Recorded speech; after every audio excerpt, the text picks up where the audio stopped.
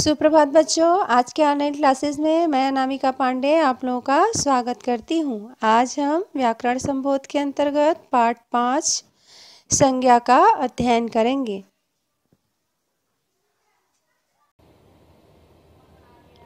जो शब्द किसी व्यक्ति, वस्तु, स्थान या भाव का बोध कराते हैं उसे संज्ञा कहते हैं।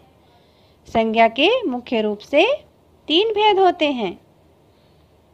पहला व्यक्तिवाचक संज्ञा, दूसरा भाववाचक संज्ञा और तीसरा जातिवाचक संज्ञा। कुछ विद्वान मानते हैं कि संज्ञा के कुल 5 भेद होते हैं, जिसमें जातिवाचक संज्ञा के 2 उपभेद भी सम्मिलित हैं। तो जातिवाचक संज्ञा के 2 उपभेद इस प्रकार हैं। पहला द्रव्यवाचक संज्ञा और दूसरा समूहवाचक संज्ञा। बच्चों, इसे तो आप नाम से ही समझ गए होंगे। द्रव्य अर्थात तरल वस्तु, समूह अर्थात बहुत सारे लोग या बहुत सी वस्तुएं। इस प्रकार संज्ञा के 5 भेद माने गए हैं। आइए संज्ञा के भेदों को विस्तार पूर्वक समझते हैं। पहला व्यक्तिवाचक संज्ञा। व्यक्तिवाचक संज्ञा की परिभाषा। जिस संज्ञा शब्द से किसी विशेष व्यक्ति, वस्तु अथवा स्थान का बोध होता है उसे व्यक्तिवाचक संज्ञा कहते हैं। आइए इसे उदाहरण के माध्यम से समझते हैं। पहला, वह कल ताजमहल देखने गया।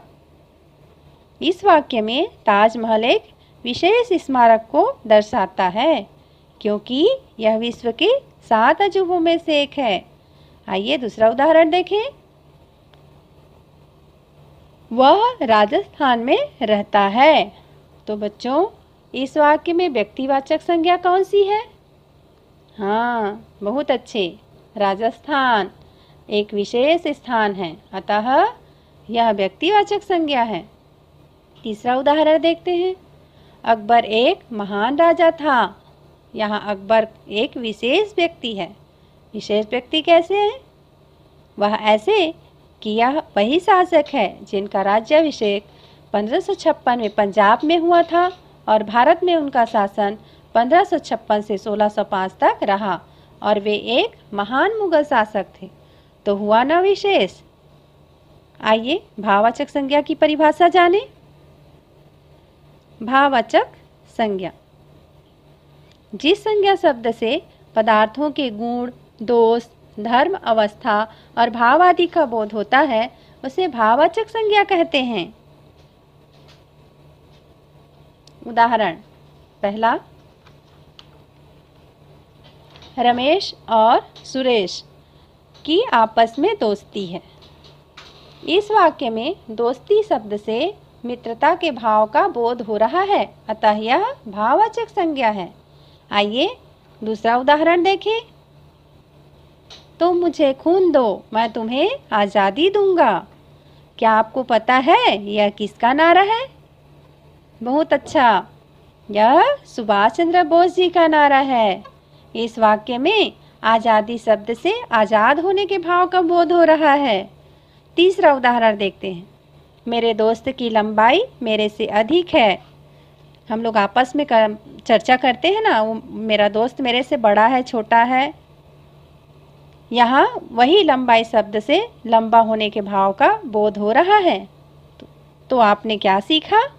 हमने सीखा कि भाववाचक संज्ञा का संबंध हमारे भावों से होता है।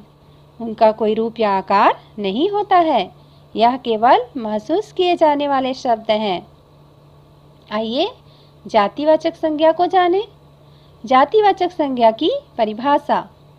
जिस संज्ञा शब्द से किसी संपूर्ण जाति का बोध हो उसे जातिवाचक संज्ञा कहते हैं। आइए इसे उदाहरण के माध्यम से समझें। पहला, बच्चे खेल रहे हैं। दूसरा, चिड़िया उड़ रही है। तीसरा, सैनिक देश की रक्षा करते हैं।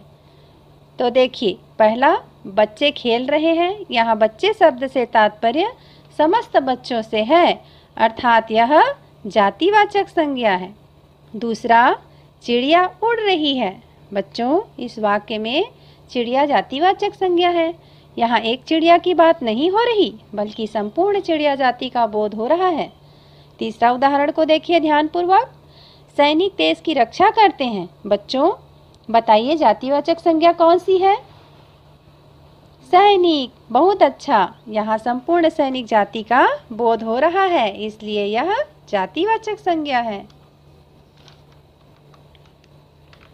द्रव्यवाचक संज्ञा। आइए द्रव्यवाचक संज्ञा की परिभाषा जानें।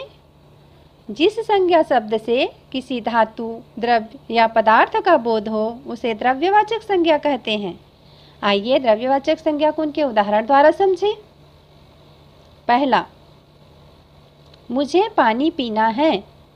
यहाँ पानी शब्द द्रव्यवाचक संज्ञा है।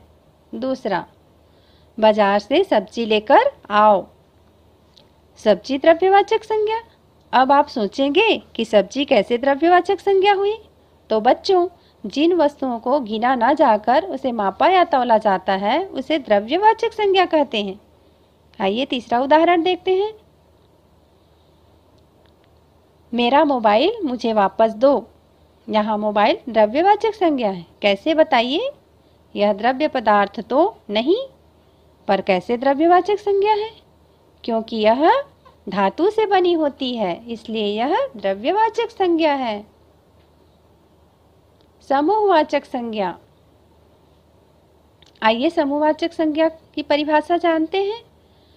समूहवाचक संज्ञा जिस संज्ञा शब्द से एक ही जाति के व्यक्तियों या वस्तुओं के समूह का बोध होता है उसे समूहवाचक संज्ञा कहते हैं। आइए इसे उदाहरण के माध्यम से समझें।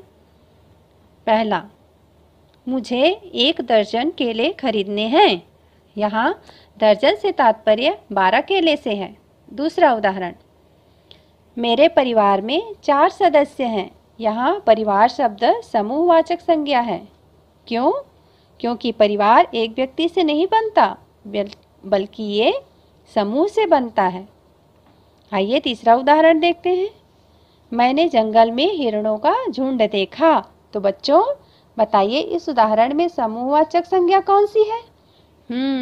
बहुत अच्छे। तो बच्चों आइए भाववाचक संज्ञा बनाने के नियम सीखते हैं। भाववाचक संज्ञा बनाने के नियम। प्रायः क्रिया, संज्ञा, सर्वनाम, विशेषण और अव्यय शब्दों के अंत में पन, त्व, ता, ई आदि प्रत्ययों को लगाकर हम भाववाचक संज्ञा शब्दों का निर्माण कर सकते हैं। भाववाचक संज्ञा 5 प्रकार से बनाए जाते हैं। जातिवाचक संज्ञा से, सर्वनाम से, विशेषण से, क्रिया से और अव्यय से। तो आइए सर्वप्रथम हम क्रिया शब्दों से भाववाचक संज्ञा बनाते हैं। किसी भी क्रिया शब्द के साथ प्रत्यय लगाकर हम भाववाचक संज्ञा का निर्माण कर सकते हैं। आइए इसे इन उदाहरणों के माध्यम से सीखते हैं। क्रिया प्रत्यय भाववाचक संज्ञा। यहाँ पर पढ़ना एक क्रिया शब्द है जिसमें ई प्रत्यय लगा देने से भाववाचक संज्ञा का निर्माण किया जा सकता है। इसी क्रम में थकना, आवट प्रत्यय थकावट, उड़ना, आन प्रत्यय उड़ान। इस प्रकार से हम भाववाचक संज्ञा का निर्माण कर सकते हैं। जातिवाचक संज्ञा से भाववाचक संज्ञा बनाने के नियम। जातिवाचक संज्ञा यहाँ पर लड़का है। लड़का में पन प्रत्यय लगा देने से लड़कपन। शत्रु, शत्रु में ता प्रत्यय लगा देने से शत्रुता। इसी प्रकार व्यक्ति में त्व प्रत्यय लगा देने से व्यक्तित्व। सर्वनाम से भाववाचक संज्ञा। सर्वनाम शब्दों से में प्रत्यय लगा करके हम भाववाचक संज्ञा बना सकते हैं। सर्वनाम अपना एक सर्वनाम शब्द है। अपना शब्द में पन प्रत्यय लगा देने से अपनापन भाववाचक संज्ञा का निर्माण हो जाता है। अहम में कार प्रत्यय लगा देने से अहंकार, निज में त्व प्रत्यय लगा देने से निजत्व। विशेषण से भाववाचक संज्ञा। विशेषण शब्द में प्रत्यय लगा करके भी भाववाचक संज्ञा बनाया जाता है। विशेषण शब्द है चौड़ा। चौड़ा में ई प्रत्यय लगा देने से चौड़ाई, लघु में ता प्रत्यय लगा देने से लघुता और मीठा में आस प्रत्यय लगा देने से मिठास। इस प्रकार से हम भाववाचक संज्ञा का निर्माण कर सकते हैं। अवयवों से भाववाचक संज्ञा। अव्यय में भी हम प्रत्यय शब्द लगा करके भाववाचक संज्ञा का निर्माण कर सकते हैं। समीप एक अव्यय शब्द है, इसमें ता प्रत्यय लगा देने से समीपता भाववाचक संज्ञा का निर्माण हो गया। आगे तेज, तेज में ई प्रत्यय लगा देने से तेजी, मना में ई प्रत्यय लगा देने से मनाही। इस प्रकार से अव्यय शब्दों से हम भाववाचक संज्ञा का निर्माण कर सकते हैं। आज के ऑनलाइन क्लासेस में हमने संज्ञा को विस्तार से पढ़ा तथा उनके भेदों को उदाहरण सहित समझा। साथ ही हमने भाववाचक संज्ञा बनाने के नियम भी सीखे। तो उम्मीद है कि आपको यह वीडियो पसंद आया होगा। तो बच्चों, इसका अभ्यास आप अपने हिंदी व्याकरण पुस्तक में करेंगे। इसके प्रश्न उत्तर आपको कैंपस केयर में मिल जाएंगे। धन्यवाद।